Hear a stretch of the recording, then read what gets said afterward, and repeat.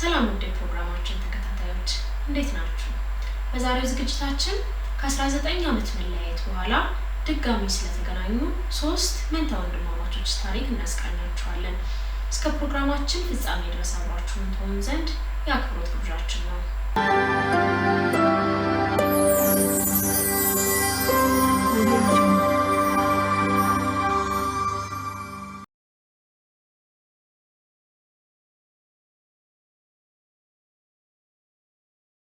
እንደ አውሮፓውያን አቆጣጠር 1980 ዓመተ ምህረት ለ19 ዓመት ሮበርት ችፍሮን ኮሌጅ የሚገባበት አዲስ ዓመት አዲስ ጅማሮ ነበር። ነገር ግን በኒውዮርክ ወደሚገኘው የኮሌጅ ካምፓስ ሲገባ አንድ እንግዳ ነገር ተከሰተ። ከዚህ በፊት አይቷቸው እንኳን የማያውቃቸው ተማሪዎች ልክ እንደ ድሮ ጓደኛቸው ትከሻውን ቸብ እያደረጉ ሰላም ይሉታል። ልጃገረዶች ሞቅ ባለ ፈገግታና ከዚህ በፊት እንደሚያውቁት ባለ አስተያየት እንኳን ደህና መጣህ እያሉ ተቀበሉት። እነማን ናቸው? የት ነው እናውቁን? ግራ ተጋባ። ይባስ ብሎ ሁሉም በአንድ ስም ነበር የሚጠሩት፣ ኤዲ ያሉ። ማን ነው ኤዲ? ሚካኤል ሃይነስ የተባለው የሁለተኛ ሴሚስተር ተማሪም የሚያየውን ባለማመን ፈዞ ቆሟል። ያለፈው ሴሚስተር አብሮት በአንድ ዶርም ይኖር የነበረ ኤዲ ጋላንድ የሚባል ወጣት ነበር። ቁርጥ ሮበርትን ይመስላል። ይመሳሰላሉ ሳይሆን አንድ ናቸው ማለቱ ይቀላል። ሚካኤል እጆቹ እየተንቀጠቀጡ ይህ እንዴት ሊሆን ቻለ? ቁርጥ አንተን የሚመስል ሰው ያለፈው ሴሚስተር እዚህ ነበር። የልደት ቀንህ ሐምሌ 12 ነው ሲል ጠየቀው። ሮበርት ግራ በመጋባት አዎ ሐምሌ 12 1961 ነው የተወለድኩት ሲል መለሰለት። ሚካኤልም ስለዚህ መንታ ወንድም አለህ ማለት ነው ፈርጠም ብሎ ነገረው። ሮበርት መጀመሪያ ይህ በፍጹም የማይሆን ነገር ነው ሲል አሰበ። ከዚያም የሚኖርበትን አድራሻ ታውቀዋለህ በማለት ጠየቀው። አዎ የሚል መልስ ሲሰማ ይዘኝ ሂድ ከጥያቄ ይልቅ ትዕዛዝ ይመስል ነበረ። ሚካኤል ሰዓቱን በድንጋጤ እያየ መቼ? አሁን። ሮበርት የምሩን ነበረ። እኩለ ሌሊት ላይ የበር ድምፅ ኤዲን ከእንቅልፉ ቀሰቀሰው። በሌሊት ልብሱ ሄዶ በሩን ሲከፍተው ለወዲያው በድንጋጤ ክዋለ። የራሱ ምስል በበሩ በሌላኛው በኩል ቆሟል። ራሱን በመስታወት ቆሞ እንደማየት ነበር። ይህ እንዴት ይሆናል? አንድ አይነት ፀጉር፣ ተመሳሳይ ፈገግታ፣ ተመሳሳይ ባህሪ፣ ተመሳሳይ ግራ የተጋባ አስተያየት። ስለራሳቸው ሲነጋገሩ ሁለቱም በጉዲፈቻ እንዳደጉ፣ ሐምሌ 12 1961 እንደተወለዱ፣ ተመሳሳይ ብራንድ ያለው ሲጋራ እንደሚያጨሱና ተመሳሳይ የአይኪው ውድ መጠን እንዳላቸው ተገነዘቡ። ታሪካቸው ጋዜጦችን ሞላው። ያኔ ለማመን የሚከብድ ነገር ተከሰተ። ዴቪድ ኬልማን ቡናውን ፉት እያለ እንደዋዛ ያደረገው ጋዜጣ በድንጋጤ ክው አደረገው። የያዘውን የቡና ስኒ ሊለቀው ምንም አልቀረውም ነበር። በጋዜጣው ላይ ሁለት የራሱን ምስል የያዙ ሰዎችን ተመለከተ። ሶስት የማይተዋወቁ መንትዮች። የሶስቱ መንትዮች ፎቶ በቴሌቪዥን እና በጋዜጦች ፊት ገጽ ላይ ተጥለቀለቀ። እነዚህ ሶስት ወጣቶች እንዴት እንደተለያዩና በምን አይነት አጋጣሚ እንደተገናኙ በመላው ዓለም መነጋገሪያ ርዕስ ሆነ።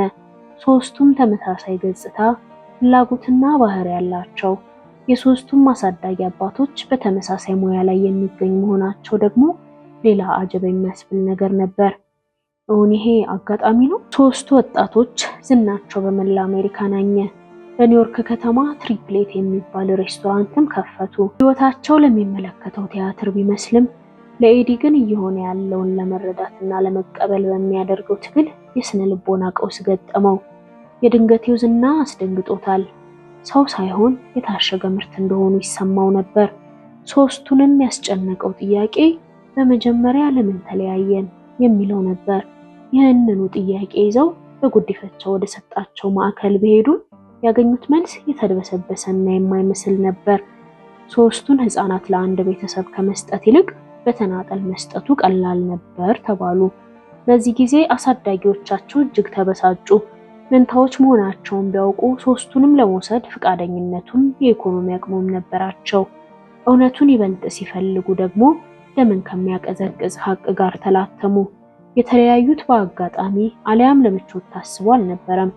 ይልቁንም ዝነኛው የኒውዮርክ የጉዲፈቻ ማዕከል ከማህበረሰብ ተመራማሪዎች ጋር በመተባበር ለሚደረግ ሚስጥራዊ ጥናት ሆነ ተብሎ የተሰላ የስነልቦና ሙከራ አካል ነበር። ሙከራው ተፈጥሮ ወይስ አስተዳደግ በሚል ርዕስ በሳይካትሪስት ዶክተር ፒተር ኑባወር የተመራና በተለያዩ ኢኮኖሚያዊና ማህበራዊ የኑሮ ሁኔታ ውስጥ ያደጉ መንታ ልጆችን በመከታተል የሚደረግ ጥናት ነው። አንደኛው ልጅ በጣም ሀብታም ለሆኑ ቤተሰቦች ሲሰጥ፣ ሁለተኛው ለመካከለኛ፣ ሶስተኛው ደግሞ በዝቅተኛ የኑሮ ደረጃ ላይ ለሚገኙ አሳዳጊዎች ተከፋፍለው ተሰጡ። ይህ ጉዲፈቻ ሳይሆን በሰው ልጅ ላይ ያለ ፈቃዳቸው በድብቅ የሚደረግ ሙከራ ነው። ተመራማሪዎቹ በየጥቂት ሳምንቱ እየሄዱ ልጆቹን ይጎበኟቸዋል፣ ይቀርጿቸዋል፣ ይፈትኗቸዋል። የእያንዳንዱን የእድገት ሂደታቸውን በዝርዝር ይመለከታሉ። አሳዳጊዎቹ ለምን እንደሆነ ጥያቄ በሚያነሱ ጊዜ የተለመዱ የእድገት ምርመራዎች እንደሆኑ ይነግሯቸዋል። ያላወቁት ነገር ቢኖር ልጆቻቸው እንደ ላብራቶሪ አይጥ መሞከሪያ መሆናቸውን ነበር። ለጉዲፈቻ ሲፈቀድላቸው ሶስቱም ወላጆች የ2 ዓመት ሴት ልጅ ያላቸው መሆኑ ተረጋግጦ ነበር። ይህ ሁሉ የሆነው በአጋጣሚ ሳይሆን ታስቦና ታቅዶ ነው። ሶስቱ መንትዮች እነዚህን እንግዳ ጉብኝቶች፣ ካሜራዎችና ጥያቄዎች በሚገባ ያስታውሳሉ። የዴቪድ አሳዳጊ እናት ክሌር ልጇ ሕፃን እያለ ታይበት ስለነበረው እንግዳ ባህሪ ስትናገር አንድ ቀን ድንገት ከእንቅልፉ ተነስቶ ወንድም አለኝ ማለቱንና በሰዓቱ ስለምናባዊው ወንድሙ መነጋገራቸውን ታስታውሳለች። እውነታውን የተረዱት ኋላ ላይ ነበር። ከሁሉም በላይ 3 ወንድማማቾች ልጅ እያሉ በተደጋጋሚ ለጭንቀት መዳረጋቸውን ወላጆቻቸው ተናግረዋል። አካላቸውና አይምሯቸው የሆነ የጎደለን ነገር እንዳለ ቢያውቁም በትክክል ምን እንደሆነ ለመረዳት ግን ገና ልጆች ነበሩ። አሳዛኙ ነገር የዚህ ሙከራ ሰለባ የሆኑት እነዚህ 3 ወንድማማቾች ብቻ አልነበሩም። በርካታ እህትና ወንድሞች ምናልባትም ከደርዘን በላይ የሚሆን ለዚህ ሚስጥራዊ ሙከራ ሲባል ተለያይተዋል። ጥናቱ አልተጠናቀቀም በሚል ከ2065 በፊት እንዳይከፈት በመታሸጉ በትክክል ምን ያህል ቁጥር ያላቸው ሰዎች የሙከራው ሰለባ እንደሆኑ መረጃ ማግኘት አልተቻለም። ለ10 ዓመታት በርካታ ቤተሰቦች በመለያየት ህመም ሲሰቃዩ መኖራቸው ግን ሙን ነው።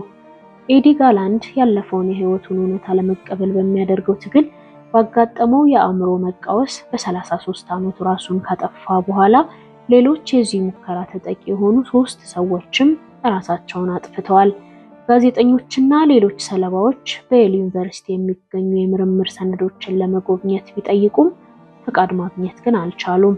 ስለዚህ ጉዳይ የጻፈችው ዶክተር ናንሲ ሲጄል ከመሞቱ በፊት ከዶክተር ኑባወር ጋር መገናኘቷንና ትክክለኛውን ነገር እንዳደረግኩ አምናለሁ ሲል ምንም ጸጸት አለማሳየቱ እንዳስገረማት ተናግራለች።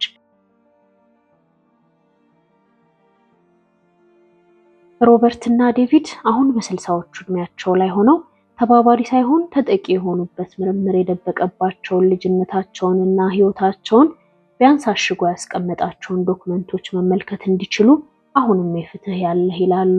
የሮበርት የዴቪድ እና የኤዲ ታሪክ እጅግ በርካታ ጥያቄዎችን እንድናነሳ ያስገድደናል።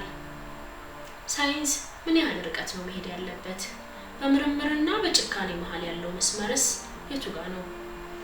ውድ የፕሮግራማችን ተከታታዮች ለዛሬ ያሰናዳንላችሁ ፕሮግራም የተከታተላችሁትን ይመስል ነበር። ዝግጅታችንን ከወደዳችሁት ላይክ እና ሼር ማድረግ አትርሱ።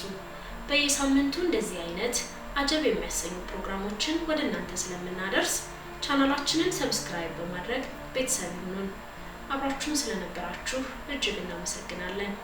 መልካም ጊዜ።